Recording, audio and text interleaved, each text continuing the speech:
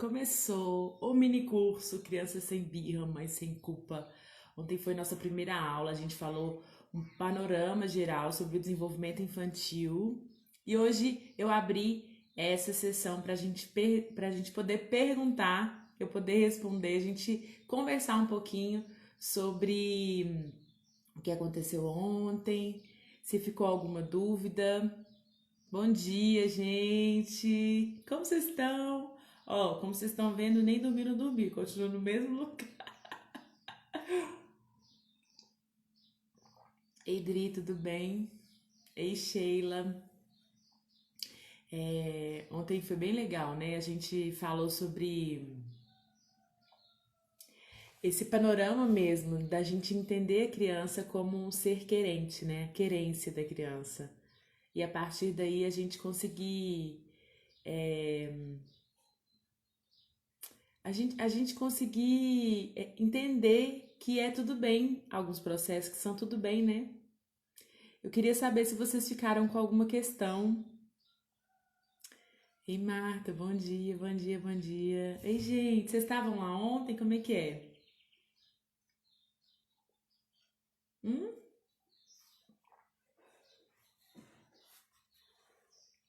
Bom dia. É,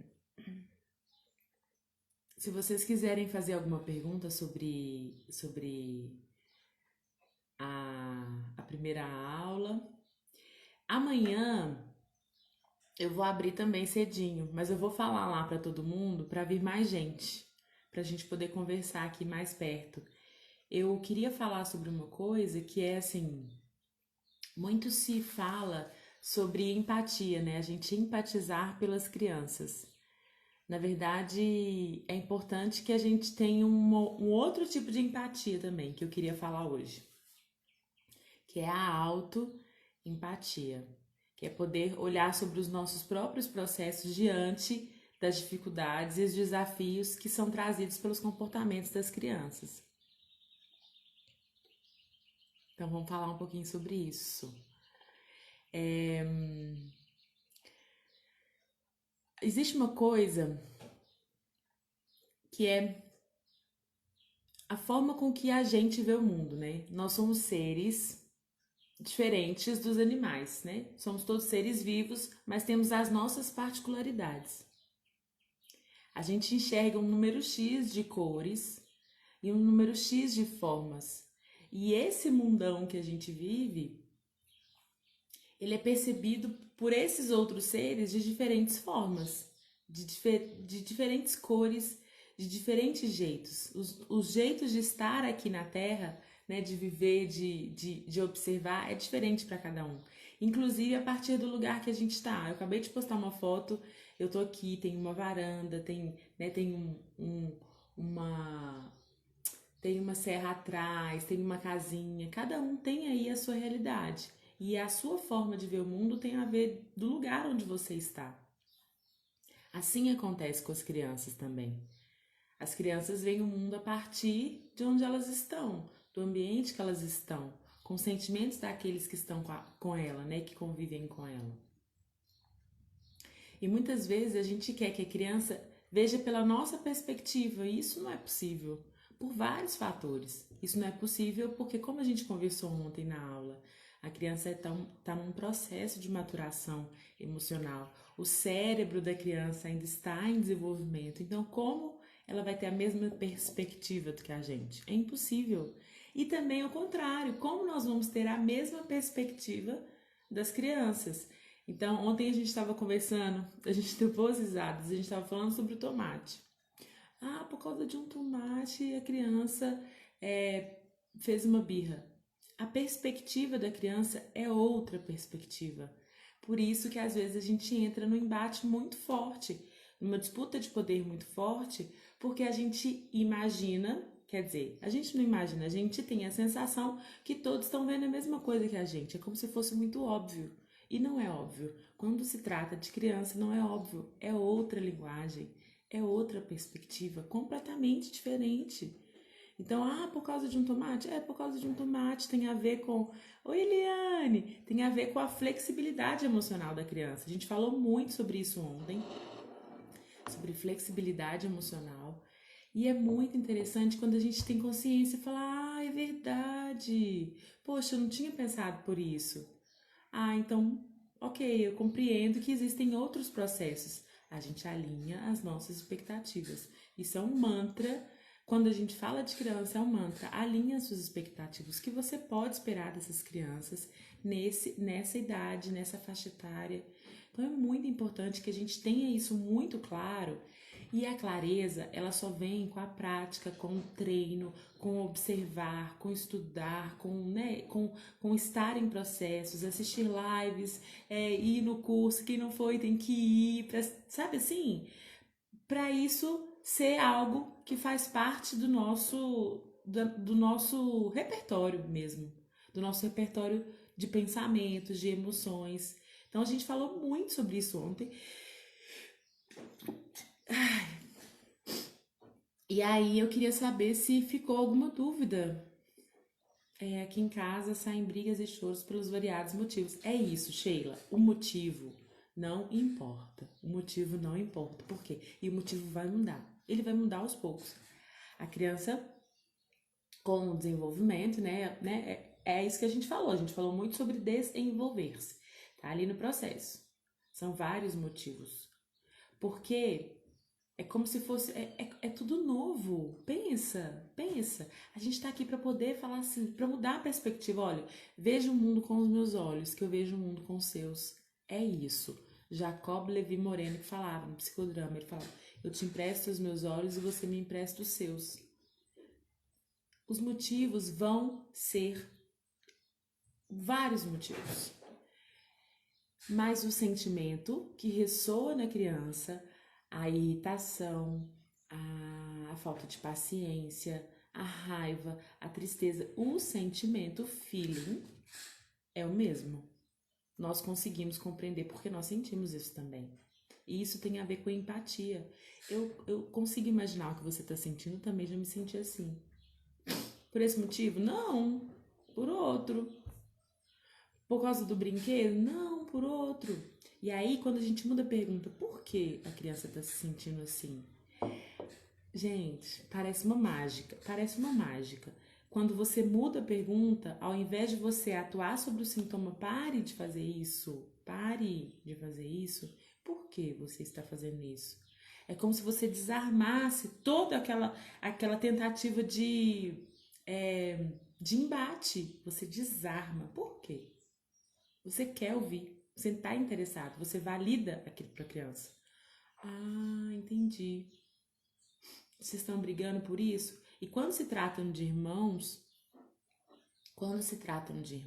é muito importante que a gente não chegue tomando partido logo de cara. Porque, como eu disse lá no início da nossa conversa aqui hoje, todo mundo tem uma perspectiva diferente sobre o mesmo ponto de vista. Nós somos seres que não enxergamos ultravioleta. Não enxergamos ultravioleta. Mas tem animais no planeta Terra que enxergam. Eles precisam enxergar ultravioleta. Os morcegos precisam ter uma retina que enxergue no escuro. A gente não. Imagine se nós todos tivéssemos as mesmas capacidades. É impossível. A perspectiva de mundo de cada ser nessa Terra é diferente. Para a criança é diferente. Para o adulto é diferente. Então, os motivos são diferentes, tem a ver com o processo de desenvolvimento. E aí eu comecei falando, não damos esse direito à criança. A Adri tá falando assim, não damos esse direito à criança, né? Já julgamos e queremos parar o comportamento. Quantas vezes nós já nos sentimos caladas quando não podemos dar a nossa opinião? Em qualquer situação, já de adulto, por exemplo. Quando a gente tentou falar no nosso trabalho alguma coisa e não nos deram crédito, não acreditaram na gente, ou simplesmente, né? Então, é isso. A criança, de alguma forma, ela tenta entender como ela pode atuar a partir das crenças, que são verdades que ela vai criando, de que ela não é capaz, de que ela não é amada. Eu vou falar sobre isso hoje. Não se sente amada, não se sente vista, não se sente ouvida e não se sente capaz. Ela atua a partir disso. Então, como o cérebro da criança ainda está muito imaturo, a primeira resposta que vem são as respostas reativas, são as respostas do cérebro reptiliano, que é o cérebro responsável pela nossa evolução, das nossas respostas automáticas, das nossas reações automatizadas, das emoções automatizadas. Então eu sei o que fazer, o cérebro reage, né? O corpo reage. Né? E aí, muitas vezes de forma inadequada socialmente, mas adequada com o sentimento que a criança está sentindo ali. Oi, Eliane, então vamos lá. A Eliane está escrevendo aqui, vamos lá. Aqui, desde a gravidez, que eu e pai brigávamos muito e ela sempre presenciou, inclusive, agressões. Dentro da pandemia, que eu comecei a me posicionar diferente, mas as birras já começaram e só piorou. Olha, se sinta abraçada, assim. Obrigada por compartilhar o seu relato. E a criança, mesmo que não houvesse, né, essas discussões, essa atmosfera é percebida pela criança, é percebida pela criança. E aqui não no sentido de culpa, olha o que vocês fizeram, não, porque vocês também estão no processo, né? Nós também estamos no processo. É muito importante ver como que está acontecendo isso, obviamente, né? Mas a criança percebe isso. E a forma com que ela vai responder é de acordo com a forma que ela aprender, que ela vê. Foi o que eu falei ontem, não sei se você estava na aula. Você estava na aula, Liliane? Uma criança brasileira nasceu no Brasil, de pais brasileiros, de mãe brasileira. Se não ouvir uma palavra em português e for morar na França, ela vai aprender a falar francês. Se a criança vive numa atmosfera violenta, ela vai responder a partir da violência. Foi o jeito que ela aprendeu. E talvez assim ela é vista, ela é amada. É isso. Vem hoje na aula, eu vou falar. Eu podia até abrir aqui pra dar uns spoilerzinhos pra gente conversar. E é isso, sabe? Assim. Aí a gente vai desconstruir a birra. A gente vai desconstruir isso. Existem dois tipos de birra que eu vou falar hoje. Um desses tipos. Ei, Renata! Um dos tipos é a partir da aprendizagem do comportamento. Mas não significa que a criança está fazendo isso para manipular. Ela está simplesmente reagindo ao sentimento. A criança se comporta a partir daquilo que ela sente. Nós também. Quantas vezes nós acordamos, não estamos muito legal, o dia não vai legal. A gente, só que tem uma coisa que é assim, que é chamada inteligência emocional. Nós conseguimos, a partir do treinamento, nos automotivar. Eu não me sinto bem, mas eu posso conscientemente fazer coisas que me deixem bem. A automotivação é um dos pilares da inteligência emocional. Automotivar-se. A capacidade de gerar sentimentos e emoções boas. Então, uma pessoa inteligente emocionalmente exerce essa capacidade. A criança, de novo, processo, ela está em processo. Então, cabe a nós ajudá-la e treinar, né? Quando eu falo treinar, muito cuidado. Treinar parece que é treinador, né? Que vai ditando as regras. Faça isso, faça aquilo. É pelo exemplo. Exemplo, pela atmosfera. É isso que eu tô te falando, Eliane. A gente tá falando de uma atmosfera. A criança essa atmosfera é perceptível para a criança. Não é só para criança, tá, gente? Para todo mundo. Nós percebemos. Quando a gente chega num lugar que não dá muito bom. Já teve essa sensação? Chegou num lugar, tá estranho, tá estranho, tá estranho. Algumas coisas a gente não consegue explicar por A mais B. Ah, tá estranho porque não sei o quê. Tá estranho porque tá estranho. Tem alguma coisa aqui que tá estranho. A nossa percepção, a percepção humana, ela é para além das coisas materiais. Então, a gente precisa normalizar isso, né? Percebemos coisas que não vemos. E os sentimentos, eles são essas emoções que nos fazem reagir a esses ambientes. Muitas vezes a gente chega num lugar e sente que tem algo que é a mão que gela, são esses sensores, essa aprendizagem evolutiva de estarmos em ambientes que a gente precisa ficar em alerta. Ou não, podemos ficar relaxados, porque aqui não temos perigo dos predadores chegarem, do mamute, do tigre dente sabre engolir a gente. São memórias celulares que nos trazem até aqui. Tem a ver com essas cadeias emocionais, essas redes neurais que foram criadas e aprendidas transgeracionalmente. Transgeracionalmente, uma geração para geração para geração. Se em cada geração que chegássemos aqui na Terra tivesse que aprender tudo de novo, aí já teria dado do tilt no sistema das emoções.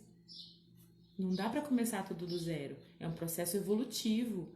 E nós, agora, nessa altura do campeonato, da nossa evolução, já aprendemos muitas coisas e estamos transformando outras. Por exemplo, a partir do uso excessivo de telas, uso excessivo de celulares. O que isso vai gerar, a gente ainda não sabe, mas que isso vai transformar a frequência do cérebro, como o cérebro funciona, com certeza. É possível melhorar esses traumas do que ela já presenciou? É sempre possível. Ontem eu recebi essa pergunta, mas é possível consertar tudo que eu já errei? Sempre é possível. Sempre é possível. Uma das formas é você você estar presente, dar muito afeto para a criança, né? Perceber, porque às vezes a sensação que nós adultos temos é que isso provocou e já provocou e pronto, acabou. E acontece de uma forma diferente. Tem a ver, Eliane, com a percepção dela sobre isso.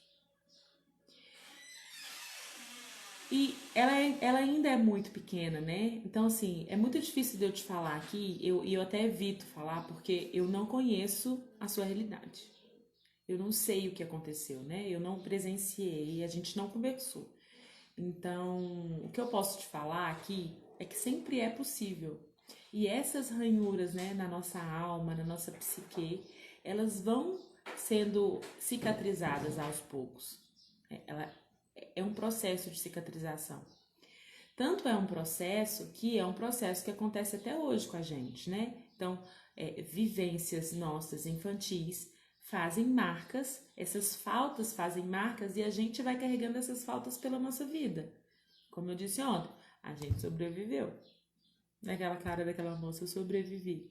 A gente quer que os nossos filhos, que as crianças dessa geração vivam e não sobrevivam, para a gente não chegar lá em 2040, mais uma geração com a mesma foto e falar, eu sobrevivi. Por isso, a consciência dos adultos para as crianças hoje vão ajudar que adultos em 2040 sejam adultos mais conscientes emocionalmente e que a gente faça uma onda de transformação geracional que começa na nossa casa, que começa na nossa consciência. E todos nós, Eliane, todos nós temos uma criança interna ferida. Né?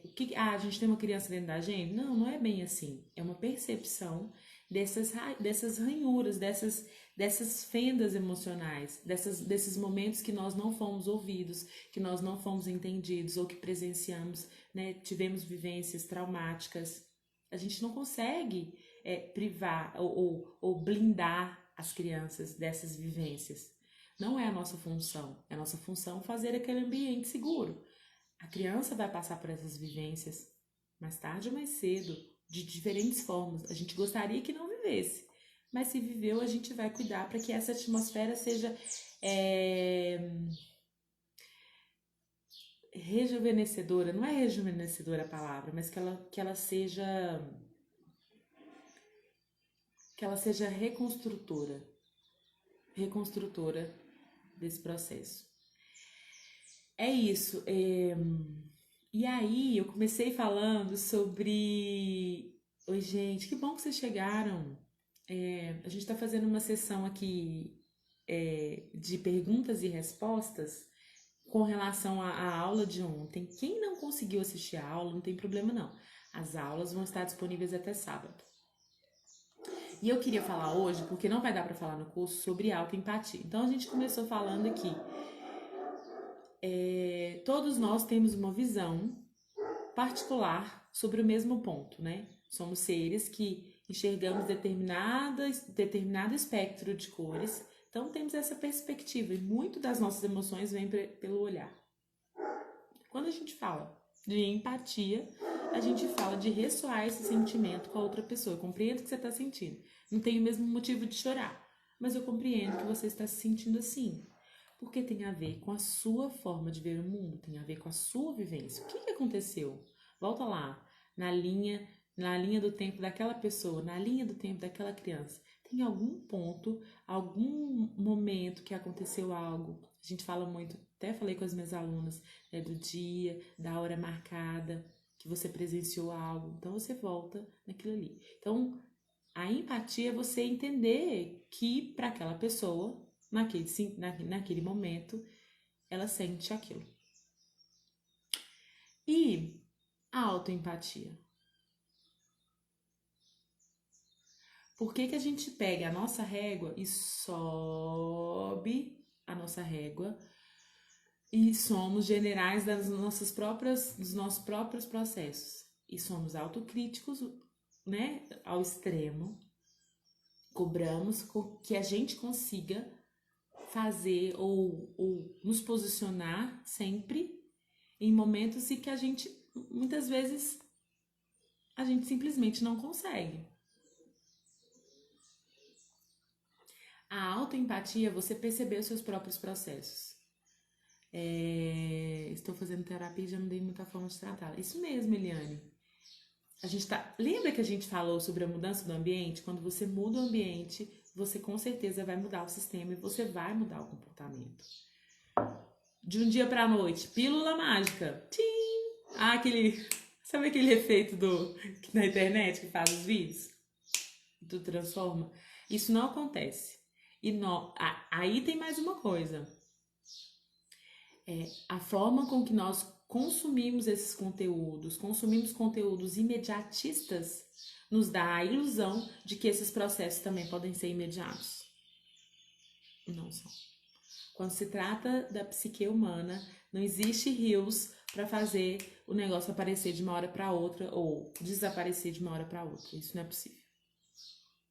Infelizmente, né? Ou felizmente também, porque nos gera movimento de transformação e de evolução. E aí é a autoempatia. Que é isso, gente? Pensamento nunca é linear, não existe, né? Um professor ou uma professora, ele tenta organizar uma rede de conhecimento numa linearidade. Mas em alguns momentos é preciso que a gente consiga, que a gente abra, né? E entenda essa rede como algo que está ligado. A autoempatia, Deixa eu tomar. Vocês viram o tanto de café que eu tomei, né? É uma xícara inteira. A autoempatia significa você perceber quais são as suas necessidades. Também tem a ver com autocuidado, tem a ver com a percepção dos seus próprios processos. E aí tem uma coisa muito interessante, por exemplo, estamos falando das professoras. Então, uma professora vai dar uma aula e ela fica ansiosa. Ontem eu fiquei bem ansiosa no início. Depois eu consegui relaxar. Mas antes tinha uma ansiedade. Porque são várias crenças. Será que vai vir alguém? Será que não vai vir ninguém? Será que vai dar certo? Será que eu vou lembrar o que eu vou falar? Será que eu vou estar inspirada para tocar essas pessoas que vão estar me ouvindo? Porque para mim importa isso. Se te toca de alguma forma, que bom. Pelo menos uma sementinha está plantada, que ótimo. Tomara que várias mulheres estejam aqui né, estejam conectadas para a gente poder transformar, né, fazer essa onda do bem geracional. Mas, quando eu percebo os meus processos, eu entendo, então, para que eu não fique tão ansiosa, o que eu fiz ontem? Eu acordei cedo e fui fazer uma caminhada aqui. Depois vocês vão lá nos meus stories para vocês verem meu bairro. Fui fazer uma caminhada no sol. Por quê? Eu fui fazer uma caminhada no sol para eu pegar essa energia do sol, para eu pegar para eu me sentir bem. Se eu não faço uma caminhada ou um exercício ou não me alimento bem, não durmo bem, na hora que chega a noite, eu confundo a sensação de ansiedade com cansaço e vira tudo uma coisa só. A minha percepção de ansiedade vai ficar do tamanho dessa casa. Quando de fato a minha ansiedade era isso e o meu cansaço era isso. Isso é um exemplo. Então, como eu eliminei o cansaço, poxa, foram muitos processos para chegar na aula de ontem, porque eu tô falando desse mini curso, né, gente? Mas a gente pode falar de qualquer trabalho. Foram muitos processos para chegar naquela aula, mas que a gente consiga eliminar essas variáveis que confundem a nossa emoção. E aí você consegue ter uma visão sobre a sua forma de lidar com esses processos. Então vamos pensar num exemplo em casa. Às vezes, a criança vai fazer alguma coisa que vai ser uma gotinha d'água, não vai ser nada, nada, nada. Que são só, como a gente já alinhou as expectativas, a gente já entende que as crianças têm outro processo, então uma gotinha d'água da criança era nada. Mas que pra gente foi tudo, foi o balde que já estava cheio. Porque existem outros processos que não foram cuidados. E a gente pega o balde e taca na criança. A gente joga as nossas frustrações, as nossas expectativas, as nossas mazelas na criança que estava fazendo o quê? Que deixou um copo cair no chão. Se um adulto chegasse na sua casa e deixasse o copo cair no chão, a Fabi sempre fala isso. Se um adulto chegasse na sua casa e deixasse o copo cair no chão, você daria um escândalo? Você fala, não, peraí, deixa que a gente limpa, vamos limpar. Por que com a criança é diferente? Por que a gente entra no automático? Uma cultura de que a criança é menos, é menor. Ontem a gente quebrou isso também. Quem não assistiu a aula, assista, porque a gente falou isso. Criança tem querência. Outro processo, ela tá conhecendo o corpo, ela tá entendendo como é que funciona. Como é que pega o copo? Como é que lava a louça? Como é que... Tudo é um treinamento dentro desse mundo que nós estamos aqui. Para criança da mesma forma. Vocês estão aí?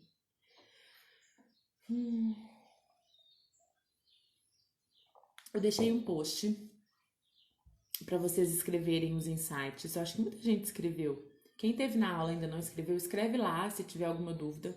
É importante para a gente seguir.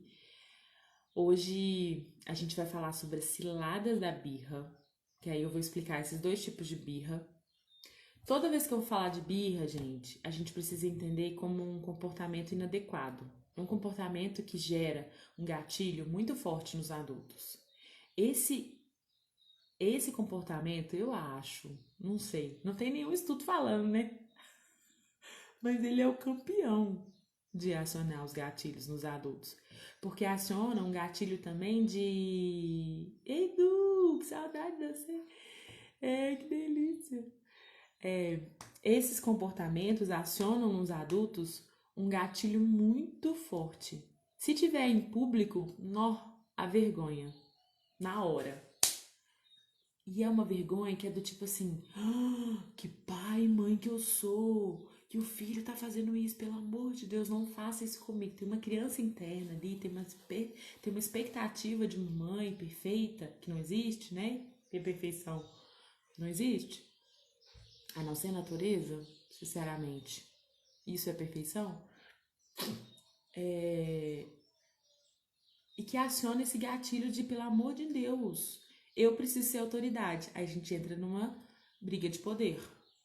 Aqui quem manda sou eu. O poder é isso, quem manda sou eu. Quem é que manda? Quem é que manda? Quem é que manda? Tamo aí. Exemplo, Brasil. Eu não gosto de falar, gente, porque assim, aí vocês vão conhecer outra dele. tem a ver com isso, né? Dessa disputa de poder. Não, aqui quem manda sou eu. Muito comum a gente ter esse entendimento, porque foi isso que a gente viveu. A nossa geração, eu tenho 36 anos. A nossa geração que era criança lá na década de 80, de 90, de 70, teve pais e mães que entendiam que criar uma criança, que cuidar de uma criança era que a criança fosse obediente. E se não fosse obediente, podia apanhar, tudo bem. Uma palmadinha não dói. Aí eu sobrevivi, né? Aí eu tô aqui, 2020, com aquela cara, eu sobrevivi. Porque eu queria falar no jantar, não podia, porque eu tinha que comer, come! A gente passa igual um trator nas crianças e não percebe. É triste, gente. É triste. É triste. E pra gente não repetir esses processos, mesmo pra gente não repetir esses processos, a gente tem que dar uma pause. Pausa, para, reflete. Ó, a Adri tá falando. A frase campeã da minha mãe, quem manda aqui sou eu. Tem várias, né? A gente podia fazer uma live depois só com várias frases. Enquanto você morar sobre o meu teto, quem manda sou eu. E o que acontece? Se a gente trata assim, né? Se os maus comportamentos fossem resolvidos assim, não teria mais. E ensina, né? Ensina. Gritar ensina, bater ensina, mas o que ensina? Ó, é isso mesmo, Du. Ensina que a criança precisa calar. Ou ela vai calando, ou ela vai guardando pra rebelar. Depois, na hora que ela rebelar também, ó, pau quebra. Du falou. Estava lendo sobre isso no livro do Eckhart Tolle, O Despertar de uma Nova Consciência, falando a respeito do corpo de dor. Fica a dica. O Eckhart é ótimo. Tem também o Poder do Agora. É dele também, não é, Du? Gente, então, ó, eu queria que vocês pegassem o link da aula de hoje e espalhassem, entregassem para alguém, para uma pessoa que pudesse beneficiar desse conteúdo. Du, venha hoje na aula, tem o link lá na bio. Ai, já falei isso. Enquanto morar comigo, tem que Ai, Sheila, tá tudo bem. Lembra que a gente falou sobre a diferença de responsabilidade e culpa? A culpa a gente não precisa não, tá, gente? Tira. São recursos, a gente repete. Então, como que você ia falar uma coisa diferente se não tivesse aqui uma oportunidade de falar assim, gente, é outra perspectiva. Mudança de mindset. Como se a gente fosse reconfigurar o nosso cérebro, reconfigurar a forma de lidar com as crianças. Reconfigurar. Fazer uma nova transmissão. Porque é só a partir daí que essas coisas ficam naturais. Que esse processo fica natural. Quando a gente transforma o nosso mindset. Pensando diferente. Gente, e não é fácil. Não é fácil, não. Não é fácil. Não é fácil. Não é fácil. Tanto que as pessoas falam que para você adquirir um novo hábito, você precisa fazer ele por 21 dias consecutivos.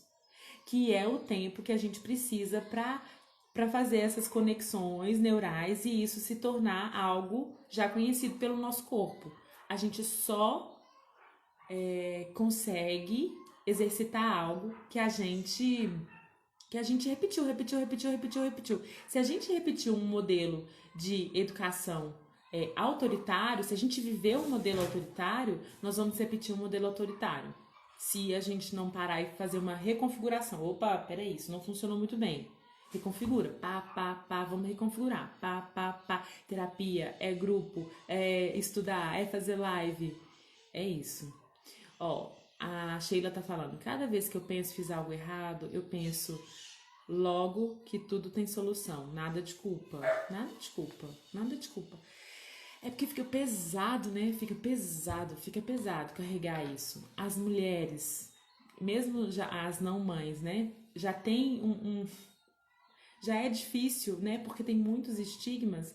As mães também passam por isso. E é muito. É paia, né, gente? É paia. O bom e velho português é paia, porque estão todo no processo. Quem falou que é responsabilidade somente das mães, né? Quem falou? Quem falou? Não é só. E a culpa paralisa, exatamente. A culpa paralisa. A culpa, ela é tão pesada. Peraí, deixa eu pegar o livro. A culpa é essa figura aqui. Vou pegar a figura da culpa.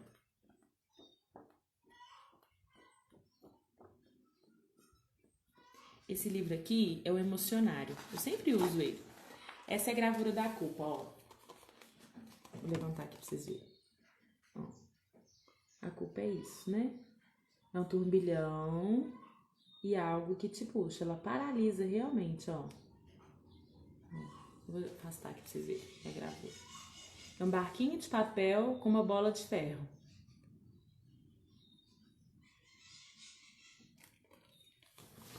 É nesse livro aqui. Emocionário.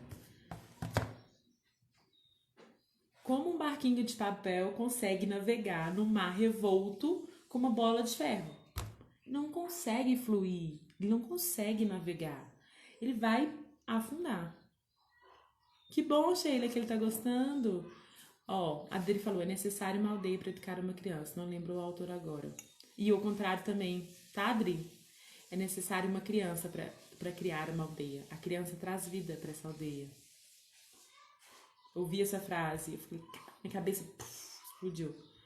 É necessário uma aldeia para cuidar da criança, várias pessoas para cuidar da criança, mas uma aldeia sem a criança também é uma aldeia sem vida, sem brincar, sem ludicidade. Eu aprendi com a Deia Fabi que erra tentando acertar. Desde diante parei de me sentir culpada. Exato. É isso, gente. Vanessa, que bom que você chegou. Ó, então, ontem eu fiz um desafio pra gente ter 100 pessoas na nossa aula. Então, por favor, divulguem. Manda o link pra aquela amiga no WhatsApp. Em vez da gente ficar mandando corrente de bom dia, a gente manda corrente de mudança transgeracional da educação das crianças. E aí a gente vai poder transformar o nosso mindset. Não só o nosso, né? Socialmente falando. Amadas, bom dia para vocês. Eu vou preparar tudo aqui para hoje e a gente se encontra às 8h30 ao vivo. Tem o link na bio, vou mandar nos grupos do WhatsApp e tudo mais, tá bom? Amadas, é isso. Que bom que vocês vieram. Du, como é que você tá? Tô com saudade de você. Lilian, tá aí. Um beijo, gente. Sheila, a gente se vê à noite. Até à noite, então. Beijos. Vamos tomar café, minha gente? Beijo. Ai, tô tão feliz, foi tão legal a aula ontem. Renata! Renata, você tava, né, minha filha? Dri, obrigada, viu, Dri? Um beijo pra vocês. A gente, que bom, Du. A gente se encontra hoje pra gente dar um quentinho assim no nosso coração.